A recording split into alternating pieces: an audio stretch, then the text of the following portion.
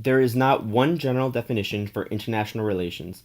In such a broad field, you will find so many different approaches on how countries around the world interact with each other on political, social, and economic levels. However, we can define it as an academic discipline that focuses on the study of the interaction of the actors in international politics, including states and non state actors, such as the United Nations, International Monetary Fund, and the World Bank. To break it down, we can explain international relations as identifying a global problem such as global pollution, borderline conflicts, war, among many others. While diplomacy is how we tackle these issues and how state and non state actors come together to draw up possible solutions for the international community. Many international relations historians and IR scholars, such as William A. Callahan, claim that the birth of international relations and diplomacy emerges with violence caused between different cultures, ethnicities, or states that could produce war. As we have seen so far many times throughout history, we have been witness to the drastic causes and crippling effects of violence among nations. Some examples include the American Revolution, influencing the French Revolution against their oppressors, the dominance of European nations established by colonizing third world nations such as Latin America, Sub-Saharan Africa, and Southeast Asia. The long-lasting effects of the First World War, such as a failing economy in Europe, like Russia and Germany. On account of these, Start recording. Okay, yeah. On account of these violent conflicts, diplomacy has made a key role in trying to create an international constitution by which every country in the world is subject to follow in order to live in peace. The most effective way to do so is by assembling mainly state actors to come up with possible solutions to conflicts that arise as an outcome. An example is balance of power, which is an international relations theory that claims that if all nations have the same domestic military power, it will ultimately lower the risk of having a strong enemy to any state. In order for the theory to work, all nations must cooperate and work together by avoiding their cultural differences. After the 30-Year War, groups started to assimilate their language and traditions, and hence the creation of nations by Germanic or Slavic cultures, for example.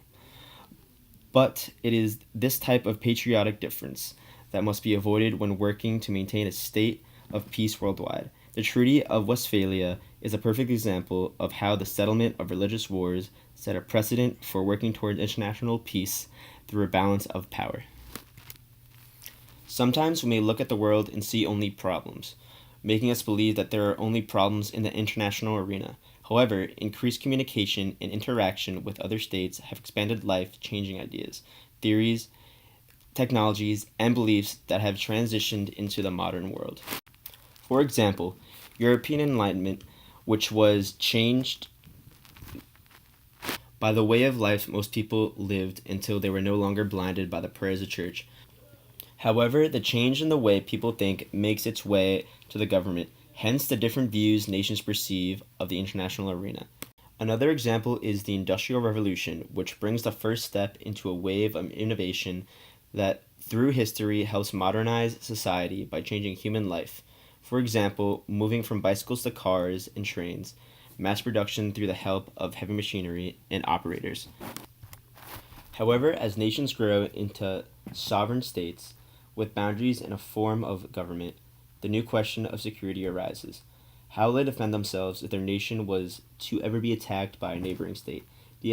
This idea developed the political strategies to reinforce the security of these nations and sought the best way to do so would be by alliances with other nations. Forming alliances with other sovereign nations did in fact help fend off enemies. However, when tensions around Europe were at a breaking point, World War erupted. Both world wars demonstrate that their enraged patriotism may throw off the balance of power that the international arena has achieved.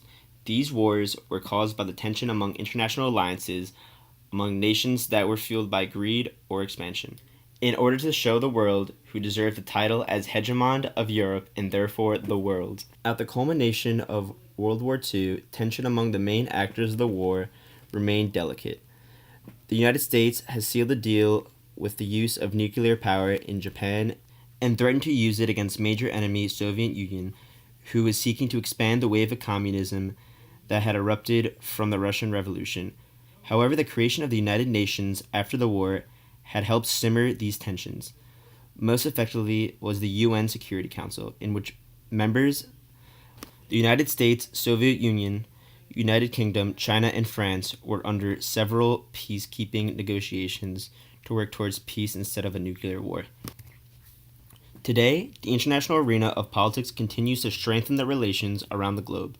Organizations that are intergovernmental and non governmental strive to create policies or solutions that could benefit countries with domestic as well as international issues that concern not only the citizens of the country but the entire world. For example, finding ways to reduce coerced Western influence in the rest of the world, especially in countries that have non-democratic governments that create hostilities among citizens and political officials in those countries, as the Iranian hostage crisis demonstrated when Iranian rebels had kidnapped Americans for over a year. Another way to do so is by searching for solutions to social conflict such as environmentalism, gay rights, space technology, and the advancement of technology for the betterment of society.